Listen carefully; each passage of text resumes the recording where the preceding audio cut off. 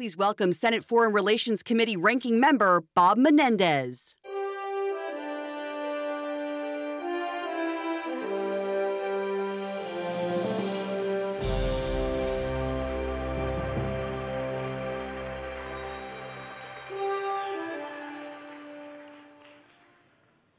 Good morning.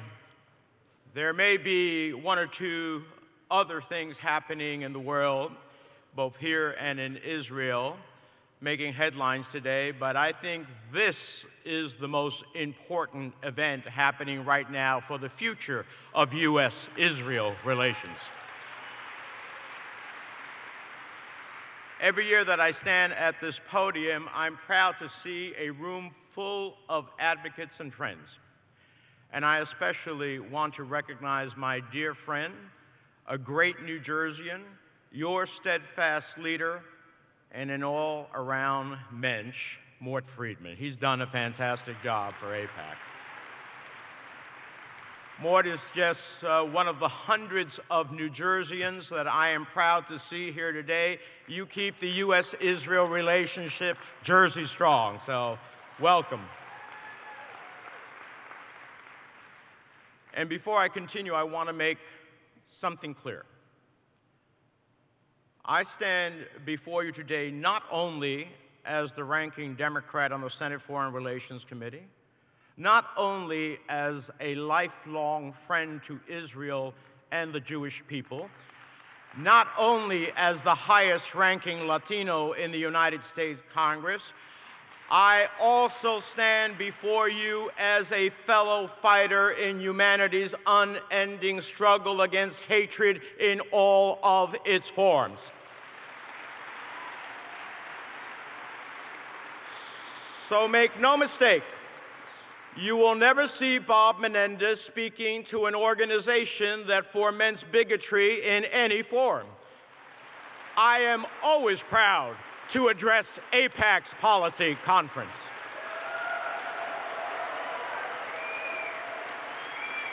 And I am always honored to stand on this stage. And that's because I know the people here today always stand up against hate.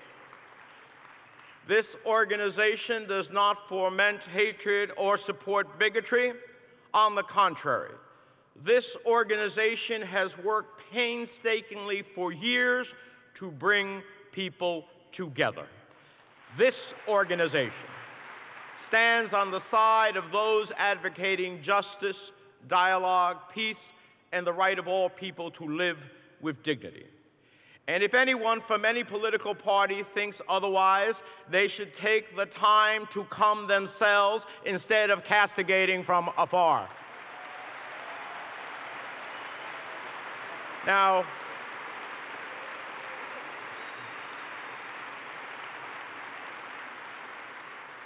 here's what I know. You are the backbone of a strong U.S.-Israel relationship, rooted in our shared values and common dreams.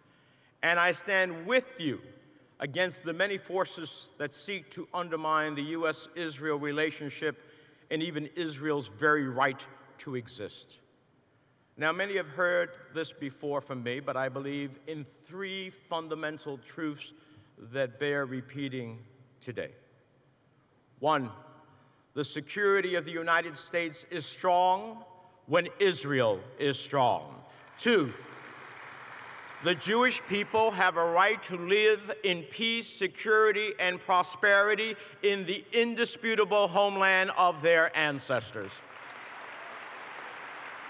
And three, Israel has a right to defend herself, and the United States will always ensure she has the capabilities necessary to protect her people and her borders.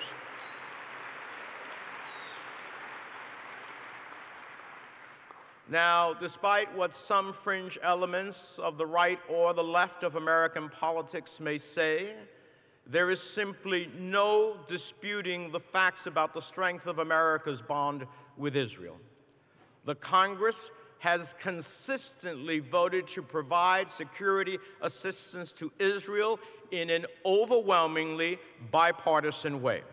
Congress has consistently voted to impose tough sanctions against Iranian malign activities that threatens Israel's existence and U.S. interests in the region in a bipartisan way. And Congress has consistently defended the right of the Israeli people to live in peace and security. That is unmistakable. Now, I won't pretend that from time to time, my colleagues and I may disagree on how we confront some of these challenges. But there is no disagreement on this. The bond between America and Israel is unbreakable and ironclad. Unfortunately, every year that we come together, we find no shortages of threats imperiling Israel. To its south, Palestinian Islamic Jihad continues to threaten innocent Israeli civilians. No country on earth should be expected to stand by as a terrorist organization continues to attack its citizens. In Lebanon, Hezbollah has solidified its grip on the cabinet and continues to threaten Israel's security. And on its northern border with Syria, Iran and its proxies enjoy the blessings of both Bashar al-Assad's murderous regime and the backing of Russian air support as they expand their footprint and inch ever closer to Israel. The Israeli people have witnessed the human cost of this conflict firsthand, from the brave IDF soldiers who defend Israel's northern border to the healthcare workers who treat injured Syrian civilians in Israeli hospitals. We must use the full weight of American diplomacy to bring an end to the strife in Syria, alleviate the unimaginable, devastating human suffering, and ultimately create greater stability for Israel and the broader region. Here's another undeniable fact. Despite the economic constraints placed on Iran, this regime refuses to abandon its campaign of terrorism and its sponsorship of proxies fixated on Israel's destruction. Just as disturbing, today, Iran's breakout time to a nuclear weapon is shorter than it was when we gathered here just 1 year ago. I have said it before, and I will say it again. We must never, never, never, ever allow Iran to become a nuclear-armed power. Never.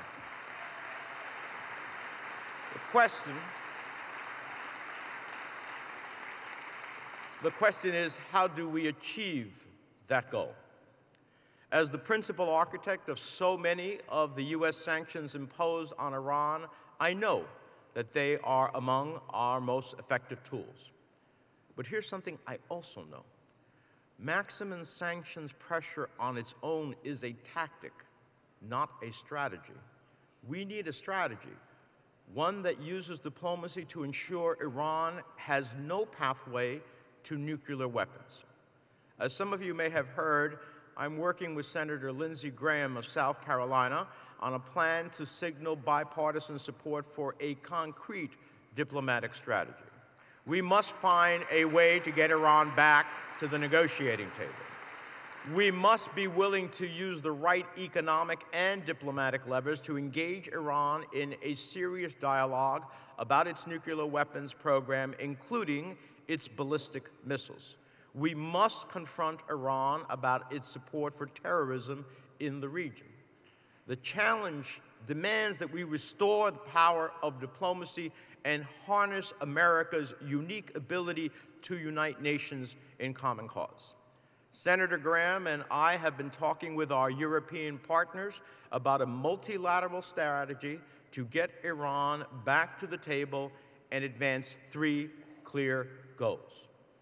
No nuclear weapons, no threatening intercontinental ballistic missiles, and no support for terrorism.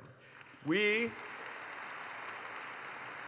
must engage Israel and our Middle East partners to forge a new path.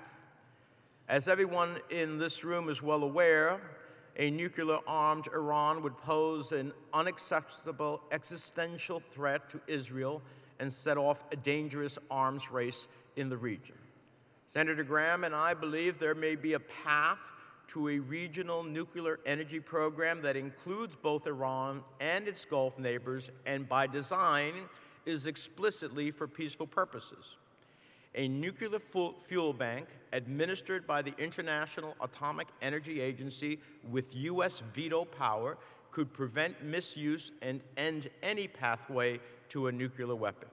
It would end the risk of a nuclear arms race and stop nuclear proliferation not just by Iran, but by its neighbors.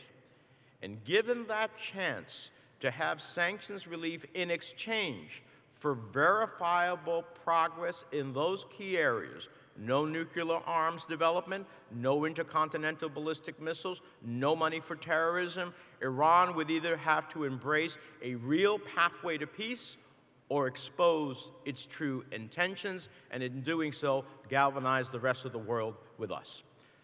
Now, to those who argue that we must press forward with sanctions alone and nothing else, I only say this. The threat of conflict is real. The stakes could not be higher. And we cannot just cross our fingers and hope Iran changes its behavior. We must find a tangible diplomatic path away from escalatory attacks that threaten the United States, our assets, and our allies. We cannot let heightened tensions and misunderstandings lead us into a war, the cost of which American and Israeli people know all too well. Sadly, Iran is just but one of the many threats facing Israel. Whether it's the demonization of Israel by certain entities at the United Nations, or the isolation promoted by the grossly misguided BDS movement, it is up to all of us to stand up and speak out against anti-Semitism in all of its forms. That's why I condemned the UN Office of the High Commissioner for Human Rights for issuing a blacklist of organizations, including American companies, for doing business with Israel. It speaks volumes that they remain fixated on Israel while ignoring the atrocities committed by member states like Venezuela and Cameroon. Together, we must ensure the letters BDS are seen for what they are: biased directly, solely at one people and one country by those who should know better. There's no question we come together at a time when anti-Semitism is on the rise worldwide. To many Jewish communities right here in America who have lost loved ones in violent acts of hate, we know that nothing can bring back the lives taken just weeks ago in Jersey City, or last year in Poway, or the prior year in Pittsburgh. But my friends, some things can be done to combat the growing threat of anti-Semitism. Some things can be done to shore up the security of Jewish schools and synagogues and other minority institutions, which I am leading the fight for in the United States Senate in the appropriation process.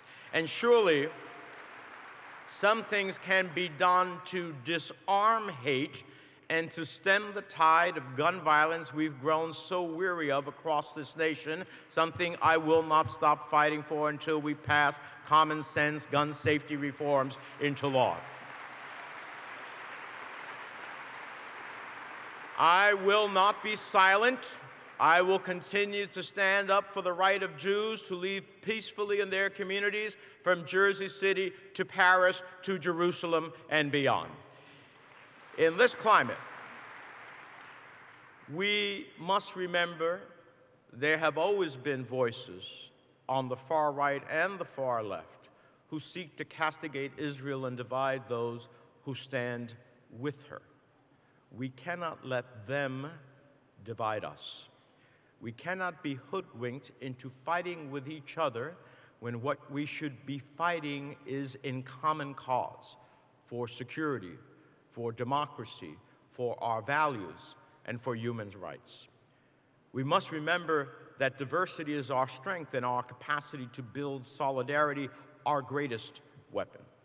And we must remember why we are pro-Israel, a position I've always believed is derived from the better angels of our nature.